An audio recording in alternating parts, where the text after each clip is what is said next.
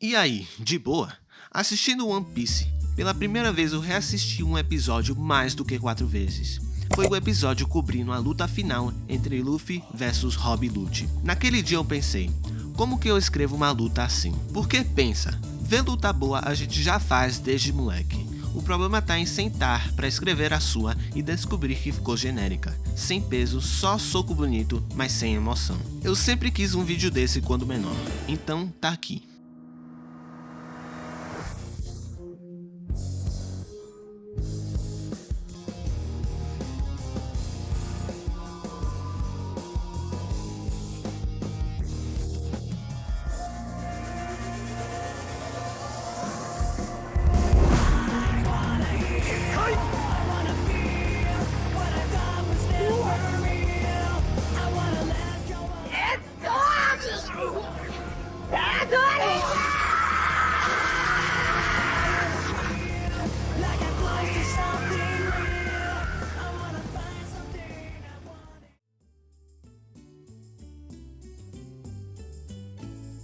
Inicialmente eu só queria comentar na luta entre Luffy vs Rob Lucci, mas acabei caindo numa análise completa, não só da luta, mas de como todo o contexto que leva até ela. Ao longo desse vídeo vou apontar duas técnicas específicas que o Oda usa muito nesse arco: o efeito underdog e a escalação de conflito. Então, antes da análise em si, bora definir rapidinho o que é cada uma. O efeito underdog é quando o público automaticamente começa a simpatizar ou torcer por um lado justamente porque ele está em desvantagem. Quanto mais injusta a situação, mais o seu cérebro cola no azarado. Underdog é basicamente isso. O cara tá todo quebrado, sem recurso, contra o sistema, ou seja, uma segunda-feira normal para o cidadão. É tipo jogar Dark Souls pelado, sem armadura. Tecnicamente dá para ganhar, mas qualquer tapa da realidade te manda diretamente para a tela de loading. Mas o porquê disso? Como é que isso funciona? Bem, quando o desequilíbrio é muito grande, governo mundial, mais Buster Call, mais CP9 versus só meia dúzia de piratas, o público sente, isso tá errado. Não é uma luta justa. É aí que a emoção empurra a gente pro lado do fracassado sem perceber. Outro motivo disso funcionar bem é a identificação. Ninguém se sente um governo mundial na vida real. A maioria se sente mais perto do cara ferrado, endividado, cansado e tomando porrada do sistema. Resultado? O público projeta as próprias frustrações no underdog. Frustrações. Palavra difícil, cara. Isso soa meio cringe, mas é tipo olhar pro Luffy e pensar: sou eu contra o mundo, mas com um braço de borracha. O terceiro motivo é a recompensa gigante se ele vence. Se o favorito ganha, é só ok, esperado. Mas se o azarão ganha, você fica: como assim?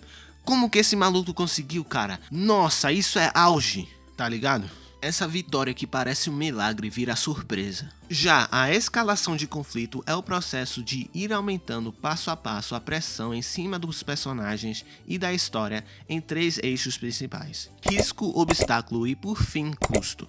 O risco é o que pode ser perdido, vai ficando cada vez mais grave. Primeiro desconforto, depois dor, depois dano real, depois ponto de não retorno. O obstáculo é quando cada nova barreira fica mais difícil, mais complexo ou mais injusto do que a anterior, nunca igual ou menor. O custo é quando cada escolha passa a cobrar um preço maior do personagem, seja físico, emocional, moral, social ou até mesmo espiritual. Não é só mais ação ou mais gritaria, é uma sequência organizada em cada etapa. Parte da situação anterior, piora de um jeito claro, deixa menos saídas fáceis e empurra o personagem para um limite que ele ainda não tinha encarado. Quando a escalação de conflito é bem feita, o público sente que a história entrou em um trilho onde voltar atrás não é opção. A única curiosidade que sobra é: ele vai quebrar aqui ou um pouco mais depois? É exatamente esse fio de tensão que o Oda puxa o arco inteiro até o clímax. Não confunda a escalação de conflito com sua vida financeira. Na história planejado, na sua conta, é só triste mesmo, cara. Para esse vídeo não precisa dar um contexto completo de Water 7. Eu só vou estar citando o que importa. Luffy descobre que a Going Merry não tem conserto. Decide trocar de navio. O Sop surta, rola a briga feia e ele sai do bando. Vou ter que admitir aqui. Quando eu vi essa briga, já fiquei mal na hora. Porque o Oda fez uma cena de treta com motivações reais e aplausíveis, que poderiam até mesmo rolar na vida real. Esse evento já coloca a ideia de capitão que escolhe o futuro do bando mesmo doendo. O Oda consegue enfiar esse realismo no meio da loucura de One Piece, e isso cria uma empatia estranha. São personagens fictícios, porém, as decisões são humanas. Enfim, a Robin começa a agir meio estranho.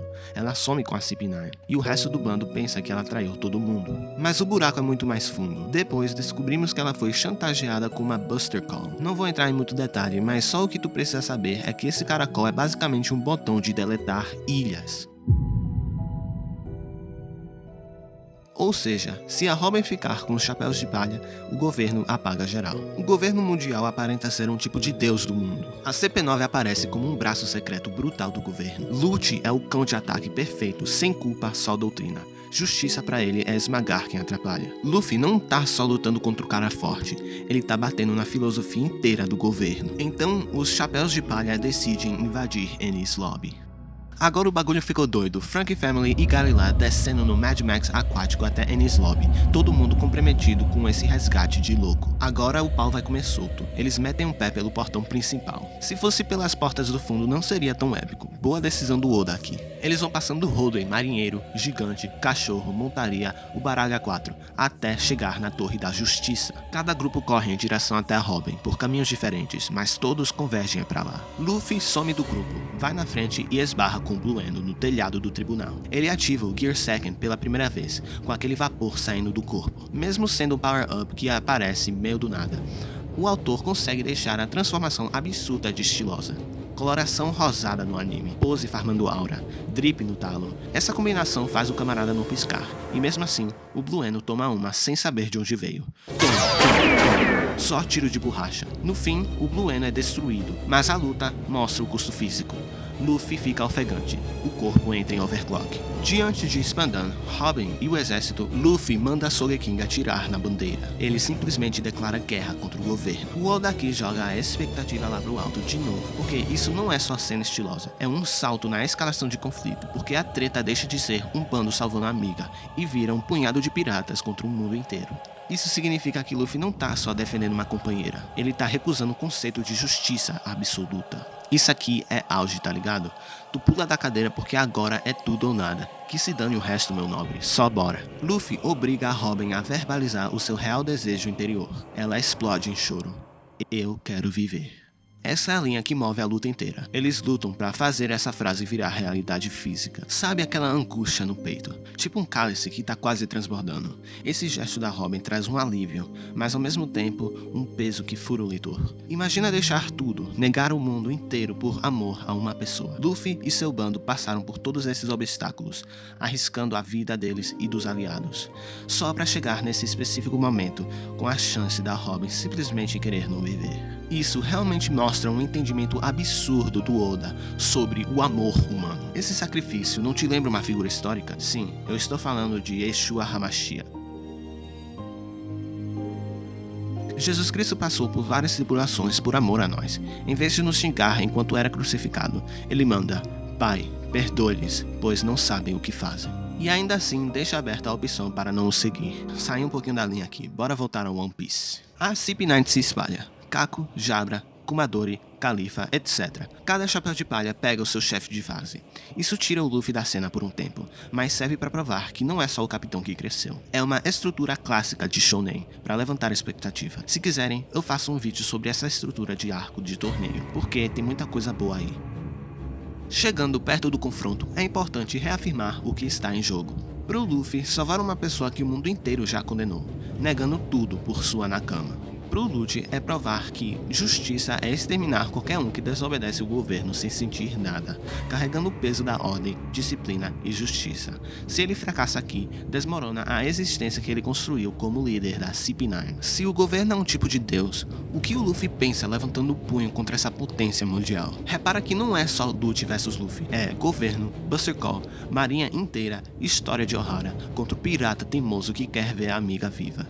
Aqui, o underdog não é só físico, é filosófico. Luffy encontra Lute numa sala de carga enquanto tenta alcançar a Robin. Lute domina o começo da luta usando Rokushiki, uma arte marcial com 6 técnicas poderosas, entre elas Shigan, Tekai e Super Velocidade. Franky vem para ajudar. Luffy diz que vai segurar o Lute para o Franky conseguir correr até a Robin, antes que a mesma atravesse o portão da justiça. Ainda assim, não dão conta. Lute está prestes a finalizar o Franky. Gamu Gamu no!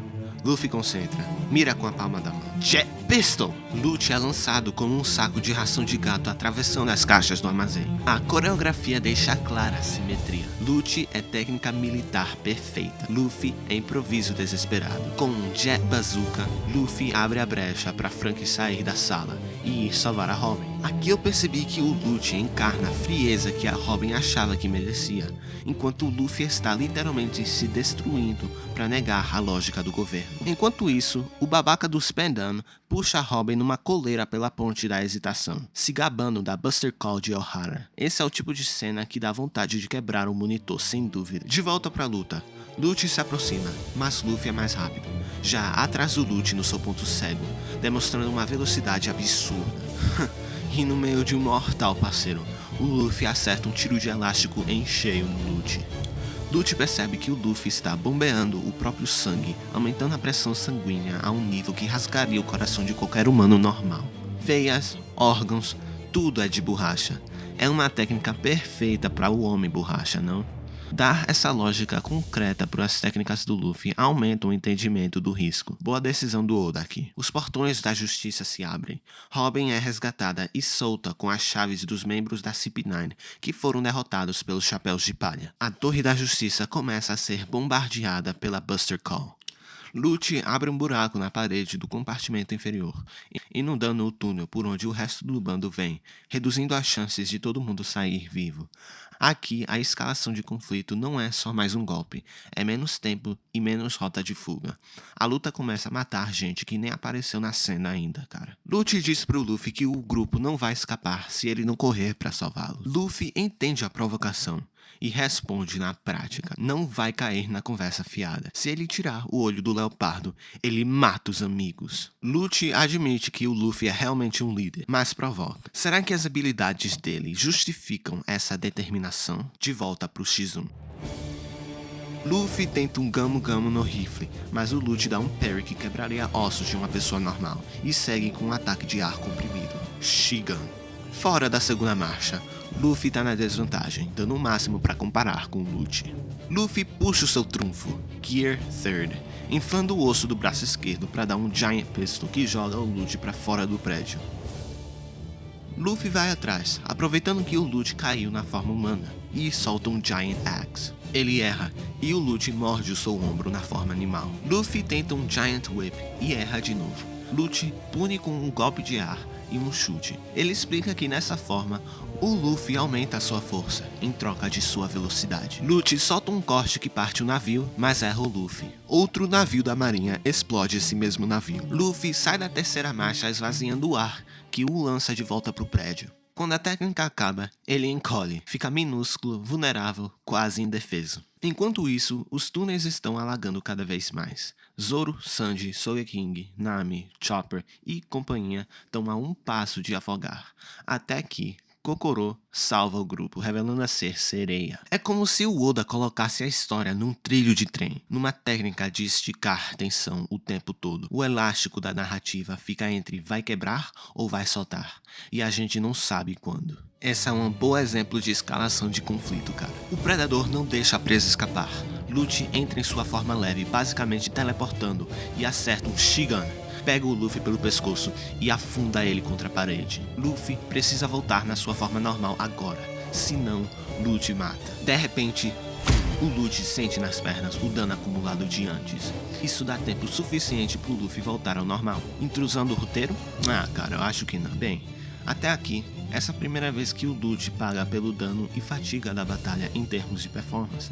Esse handicap parece ser colocado de propósito para mostrar que ele em si não é invencível. Enquanto a luta acontece, o mundo literalmente desaba em volta da luta. Isso importa porque Luffy não tá só ganhando uma luta. Ele corre contra uma sentença de morte que já foi assinada. Cada canhão que cai longe aumenta a sensação de underdog. O cenário inteiro tá jogando contra ele, escalando o conflito. Aí, o foco volta pro X1. Luffy decide que vai usar a técnica até derrotar o Lute, custe o que custar, e ativa o Gear Second de novo. É anunciado pela marinha. A ilha praticamente foi apagada do mapa. O número de sobreviventes no tribunal e na torre é praticamente zero. Só falta a ponte da hesitação, onde o resto do bando espera o Luffy. Luffy acerta um Jet Pistol no peito de Lucy, mas Lucy se joga para trás, reduzindo o impacto. Lute aparece atrás do Luffy e manda um Shigun, mas Luffy é mais rápido e desvia. Logo em seguida, Lute dá um dash para outro Shigun, só que Luffy bloqueia com os dedos entreabertos para não ser perfurado. Luffy pune com um golpe no estômago da fera. Lute bloqueia, mas fratura o braço. Luffy não deixa o felino respirar e logo encaixa um Jet Bullet. Lute pensa que acabou, mas é surpreendido por outro Jet Pistol em sequência. Luffy domina a luta até aqui e já prepara um Jet Bazooka. Só que, no meio do ataque, Lute se aproxima e revela a técnica mais poderosa das artes, Rokushiki. Uma sétima técnica secreta adquirida quando o usuário demonstra maestria nas outras 6. Ele cruza os punhos na frente do tronco do Luffy. Hakuogan! Luffy cai no chão vomitando sangue. Luffy diz que o ataque lembra uma concha de impacto turbinada, tipo o que o Usopp usou em seu duelo, só que amplificado. Metade da ponte é destruída. O bando é visto pela marinha. A destruição revela o duelo. Sogeking aponta, e o grupo começa a torcida com um sorriso no rosto, empolgando o capitão. Derrota ele, Luffy. Luffy mexe a cabeça com um sorriso no rosto. Era o que ele precisava. O apoio dos seus amigos. Lute diz que não vai demorar pro bando ser exterminado. Zoro, Sanji, Franky, Sogeking, Nami, Chopper e Robin seguram capitães e tenentes na ponte. Zoro perde a Yubashiro pro cara da ferrugem. Robin e Franky estão tentando garantir o navio de fuga. A ilha inteira vira campo de execução, mas o grupo ainda assim espera o Luffy voltar, mesmo sendo cercados por navios da marinha. Ferido pelo Rokugan, Luffy tá mais enferrujado, errando ataques. Em nome da justiça sombria, Lute declara que nenhum pirata escapará em esse lobby. Luffy tenta um Jet Stamp, mas o leopardo esquiva. E perto de Luffy, o mesmo gesto se repete, um punho em cima do outro. Rokugan. A onda de choque da técnica máxima esmaga os órgãos por dentro, jogando o Luffy no chão num KO instantâneo. O que acontece quando o protagonista bate no limite físico real? Quem levanta ele quando ser forte não é suficiente? Isso é underdog no talo. Fisicamente, a luta já acabou. Narrativamente, ainda não, porque o público não aceita que termine assim. Sogeking vê Luffy cair e congela. Ele tira a máscara, voltando a ser Usopp, e grita pro Luffy, chamando ele de covarde por cair ali. Ele diz, vamos voltar juntos. Assim como o ferro afia ferro, o homem afia seu companheiro. Luffy decide levantar, mesmo sem ter corpo para isso. Dramaticamente, isso é lindo, cara. Usopp, o membro que tinha saído do bando, é quem reafirma a função do capitão. Luffy não levanta por força abstrata. Ele levanta porque alguém que ele feriu ainda acredita nele. Luffy é um underdog sustentado pela fé dos seus amigos contra a justiça sombria. Luffy liga o Gear Second mais uma vez, mesmo estourado. Os dois trocam golpes no limite. Lute tenta dar outro Rokugan, mas Luffy recua. Ele sabe que não pode ser acertado por essa técnica de novo.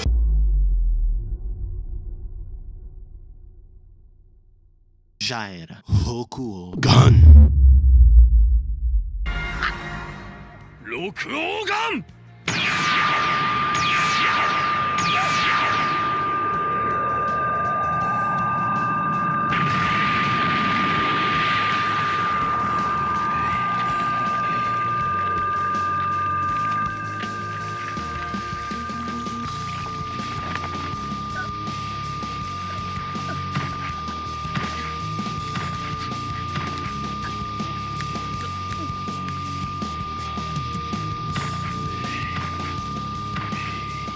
Todas as promessas e memórias voltam na cabeça do Luffy.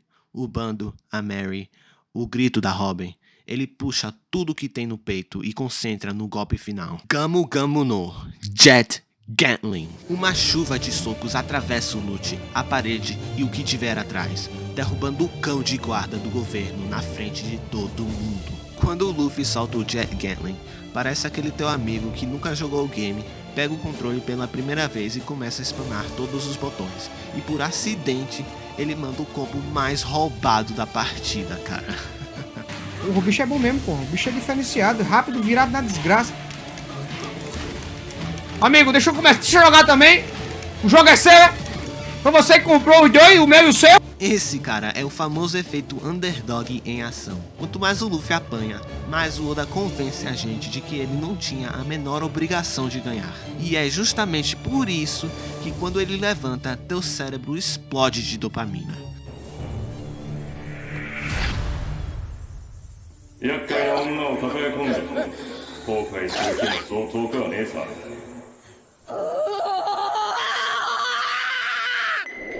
お前を倒すまでもう俺は絶対に倒れね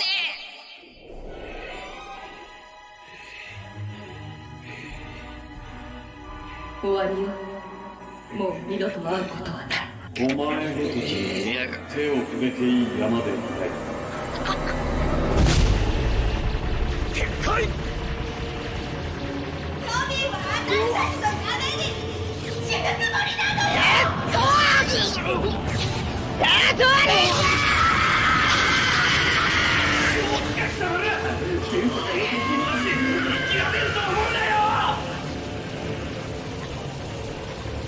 あの女は地の果てまでも追って俺が消し去る。いけない。